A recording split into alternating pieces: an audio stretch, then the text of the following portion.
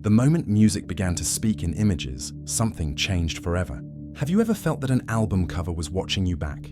That a color, a gesture, or a symbol seemed to whisper something you couldn't quite explain? Since the rise of modern rock in the 1960s, visuals have become more than decoration. They became coded messages, and within those patterns, hidden among the vinyl and the gloss, lies a story very few were meant to understand.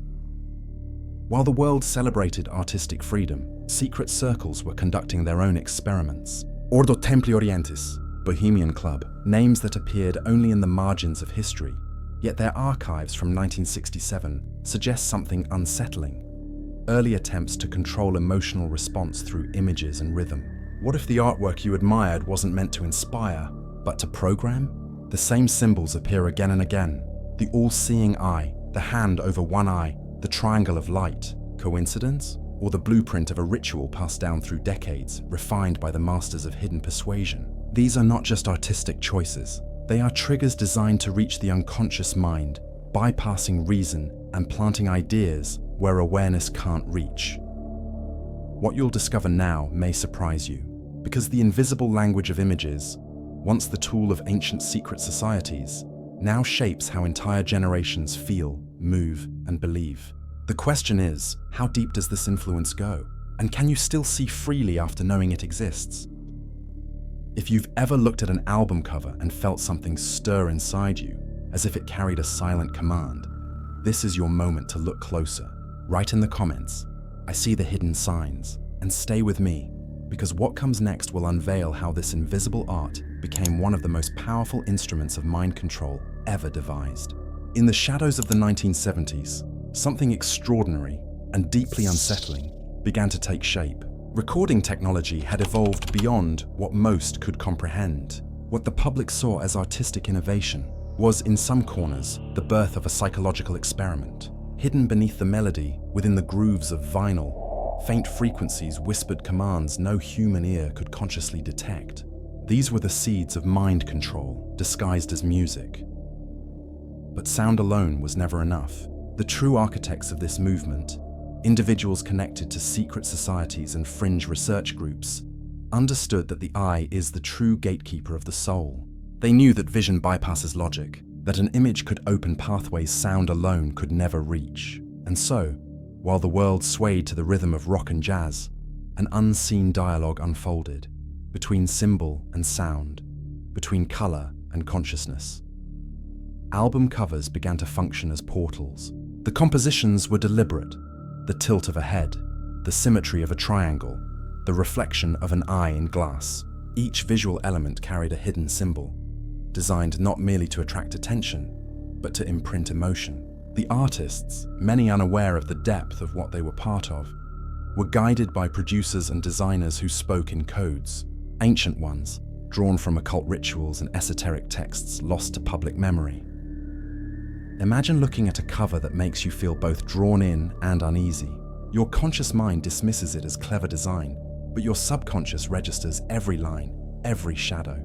It synchronizes with the subliminal tones embedded in the track, a perfect harmony between image and sound. Together, they create resonance, a mental frequency tuned for emotional susceptibility. Could that explain why certain songs make us nostalgic, euphoric, or strangely obedient to their rhythm? Documents attributed to the Society for Psychological Studies of Art, dated 1974, describe archetypal convergence experiments conducted in California. Artists and occult researchers collaborated to fuse geometry, light, and sound into a single emotional device. They weren't composing songs, they were composing states of mind, frequencies tuned not to please the ear, but to mold perception itself. It's whispered that the same individuals had ties to government programs studying psychological influence, projects that blurred the line between art and manipulation. Was it coincidence, then, that certain imagery began recurring across unrelated artists? The hand over one eye, the radiating triangle, the broken mirror? Or was it the signature of a dark agenda hidden in plain sight? The deeper you look, the more it feels orchestrated, as if music, symbols, and emotion were all tools of the same invisible architects. The public believed they were witnessing the evolution of art. In truth, they were witnessing the evolution of control. Every album, every poster, Every recurring motif whispered the same unspoken command. Feel this. Believe this. Follow this. Have you ever wondered why nostalgia binds you so tightly to certain songs? Why the sight of an old record can trigger sensations you can't explain? Maybe it's not just memory. Maybe it's programming that never truly left. Write in the comments, I will not be controlled. Because the connection between sound and sight was only the beginning. What followed next would shift from the world of art into the realm of power itself. And once you see how it unfolded, you'll never look at music or media the same way again. Some covers never age. They whisper. You've seen them. The prism slicing light into color, the wall of faces staring back, frozen in eternal celebration. But behind the aesthetic lies something else, something deliberate. Hidden symbols, so masterfully disguised as art that few ever question them. Have you ever wondered why certain images seem to resonate across decades, regardless of genre or era? It's as if they share a single invisible author, one that writes not in words, but in geometry, proportion, and light. The 1973 Dark Side of the Moon cover is a perfect example. A triangle refracting light into a rainbow, elegant, scientific, harmless. Yet, to initiates of secret societies, the prism represents something deeper.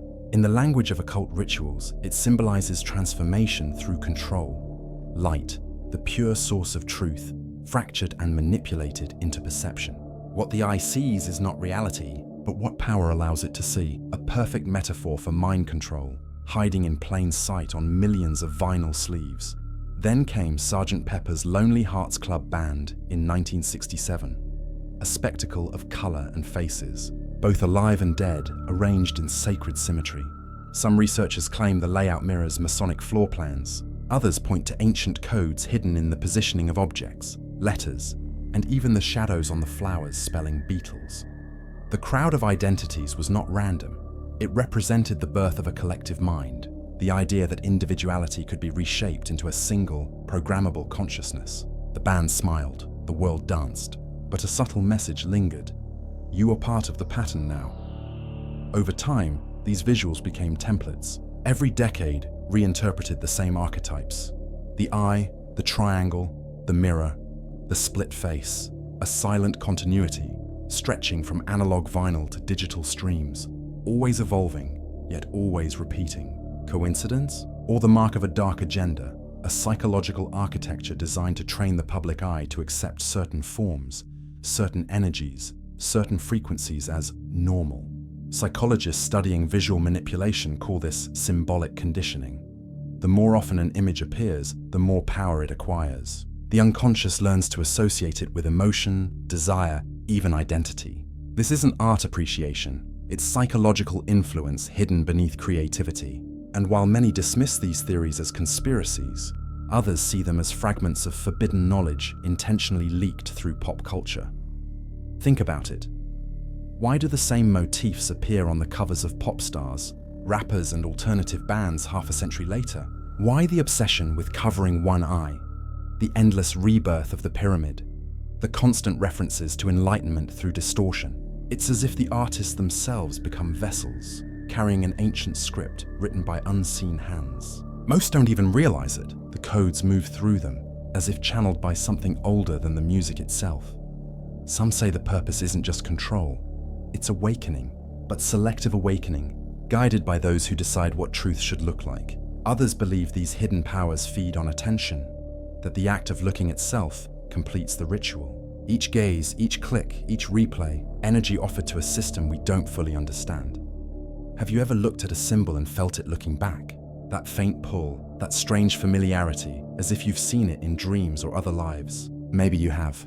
Maybe these shapes have always been with us, echoing through architecture, religion, and art, reminders of who really builds the world you see. Write in the comments, I see the signs, because the prism and the faces were only the beginning. The next evolution of this visual code would no longer rest on paper or plastic. It would move into screens, signals, and algorithms. A network of symbols, alive, watching, and waiting to shape what humanity believes is real. The transition from vinyl to pixels didn't end the influence, it perfected it.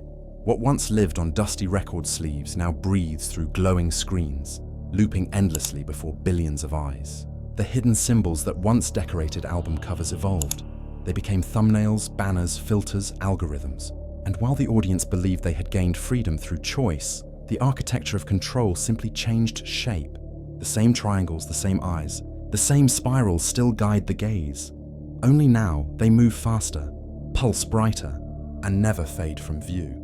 In the age of the screen, mind control no longer needs hypnotic melodies or whispered subliminals. It thrives on design, on color, motion, symmetry. Each frame of a music video, each glowing icon is built to pull you in and hold you there. It's the digital echo of what began decades ago, the fusion of occult rituals and behavioral science, adapted for an age where attention itself is currency. What used to be an art experiment has become a system, a global theater of psychological manipulation, disguised as entertainment. The Institute for Cultural Neuropsychology, in its 2015 study, revealed something disturbing. When the human eye perceives certain geometric patterns, spirals, centered eyes, inverted triangles, the brain releases dopamine. A subtle wave of pleasure follows, the same neurochemical pattern triggered by risk, reward, or submission. The more you see it, the stronger the effect becomes. It's not hypnosis in the old sense. It's chemistry. Control through emotion, not command. You scroll, you click, you feel, and the loop tightens around your perception. Every platform you visit understands this, not by chance, but by design.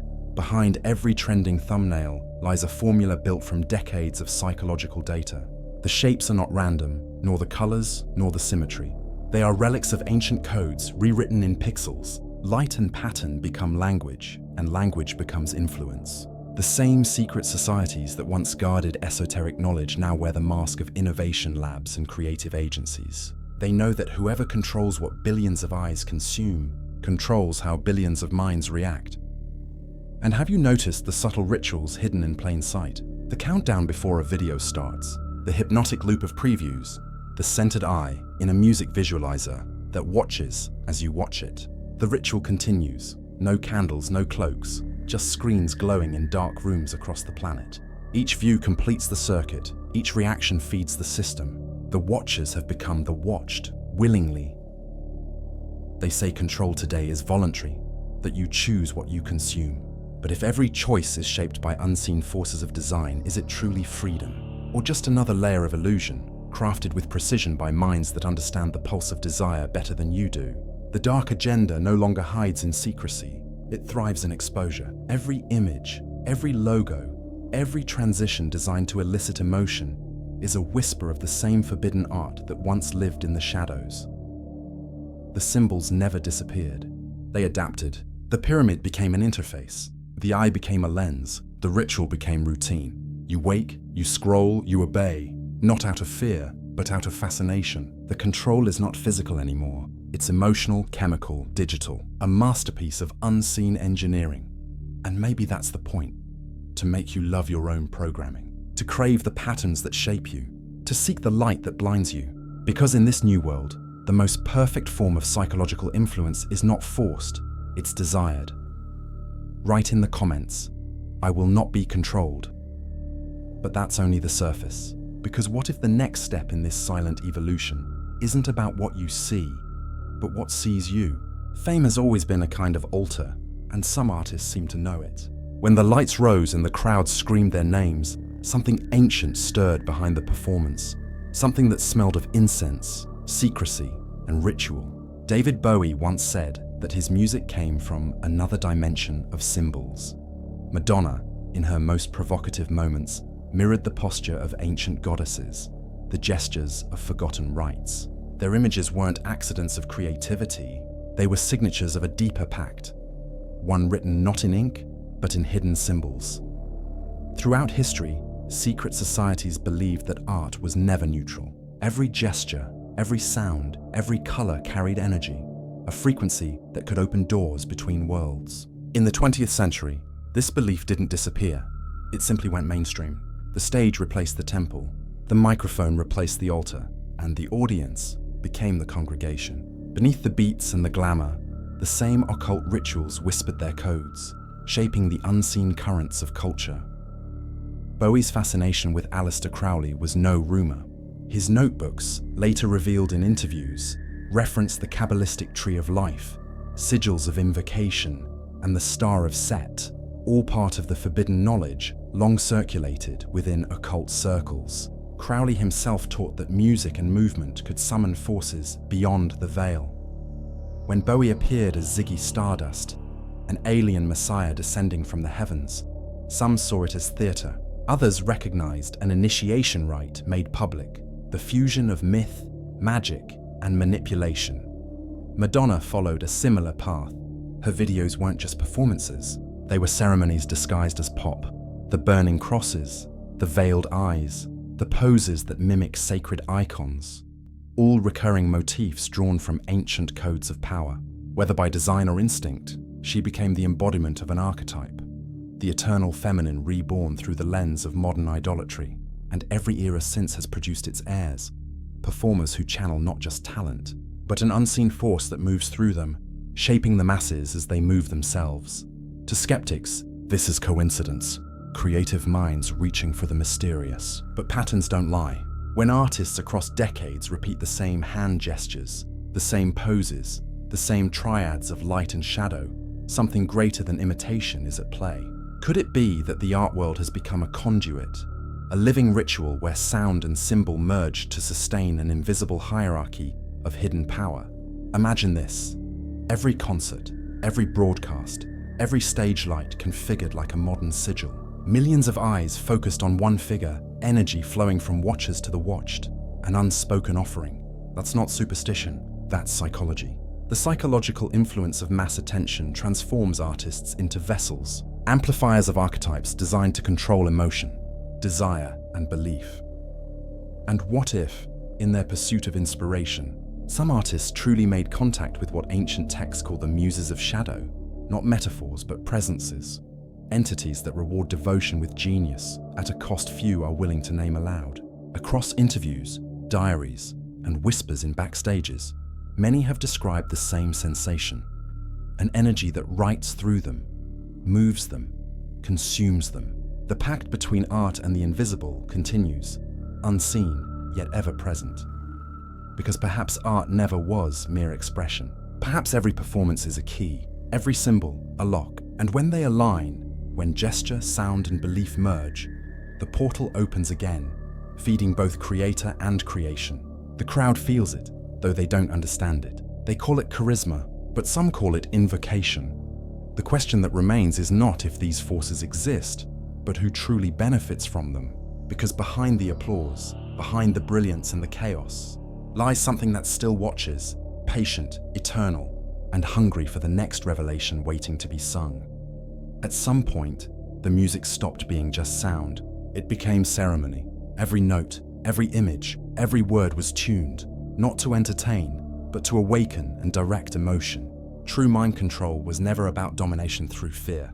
It was about seduction through beauty, the illusion of choice. You press play believing it's your decision, yet something beneath that act was carefully engineered. What if the melody you love, the album art you adore, were simply coordinates in a map you were never meant to read? When the first artists began fusing rhythm with geometry, something ancient resurfaced. They didn't just record music, they built rituals. The covers were not decoration, they were portals. Each line, each shade of color guided the subconscious like a path through a temple of images. To the trained eye, they mirrored the occult rituals practiced in secrecy by secret societies centuries earlier. The same balance of light and shadow, the same invocation of desire wrapped in symbols of transcendence. It was art as spellcraft, emotion as technology. These symbols were never random. The triangle for creation and control, the circle for eternity, the spiral for transformation, all part of ancient codes carried through ages. When repeated often enough, they bypass conscious resistance, teaching the collective eye how to feel, how to want, how to believe. That's how psychological influence works at scale. Not by shouting orders, but by shaping the invisible architecture of perception itself. And those who mastered this language understood that whoever controls imagery controls thought. The true genius of this dark agenda is its subtlety. You never suspect manipulation because you experience it as emotion, nostalgia, inspiration, love, even rebellion. Every generation believes its art is a rebellion. not realizing that the rebellion itself is scripted. The pulse of drums, the flare of color, the repetition of phrases, all synchronized with neurochemical precision. You feel liberated. But what if that feeling was part of the design? Some theorists claim that this fusion of sound and symbol forms a continuous ritual, one that renews itself through mass participation. Each listener becomes both witness and offering. Billions of plays, billions of emotional reactions feeding into the same energetic circuit. Art becomes invocation. The artist becomes vessel. The audience becomes the chant. The ritual completes itself every time a song loops, every time an image is replayed. And somewhere, behind all of it, the unseen architects smile. The forbidden knowledge at the heart of this is simple, yet terrifying. Control the frequency, control the feeling, control the image, control the thought. You can silence resistance not by suppressing it, but by flooding it with stimulation so powerful it feels divine. The masses will follow willingly, believing they're simply chasing what moves them. And in that moment, the cage becomes invisible. But here's the paradox. Not all symbols enslave, some reveal. The same geometry used to bind the mind can also awaken it. To see the pattern is to break it. The moment you recognize that your emotions can be scripted, the script begins to lose power. Awareness becomes the first act of rebellion. Perhaps that's why so much effort goes into distraction, to keep you from looking too closely at what's shaping your gaze. So now that you've seen the structure, the coded harmony between sound, symbol, and emotion, can you truly unsee it? Will you scroll past the next glowing eye, the next perfect triangle, without feeling the pull behind it? Or will you finally look through it and see who's looking back from the other side of the mirror? Because what began as melody and art may have become something far greater or far darker. The ritual continues, and its music never stopped. It simply changed its rhythm, waiting for the moment when the awakened few begin to hear it for what it truly is. You've made it to the end, and that already says something about you. Most people look away when the pattern begins to reveal itself, but you didn't. You followed the trail through symbols, sounds, and secrets, and now you can't unsee it. That's how awakening begins, quietly, one realization at a time. The deeper you go, the clearer it becomes. Truth was never hidden. It was disguised as beauty. If you felt this message resonate, leave your mark below. Write, "I see the hidden truth." Let it be the sign that you're still awake, still searching, still refusing to be lulled back into silence. A simple like tells the algorithm that the message reached the right minds, the ones who question, who listen between the lines. And if you haven't yet, subscribe, not as a follower, but as part of a growing circle that looks beyond illusion. Each video here is another piece of the code, another layer of the unseen peeled away. The next revelation is waiting, connected to this one, hidden in plain sight. Follow the thread, keep your eyes open, and remember, once you start seeing the symbols start seeing you.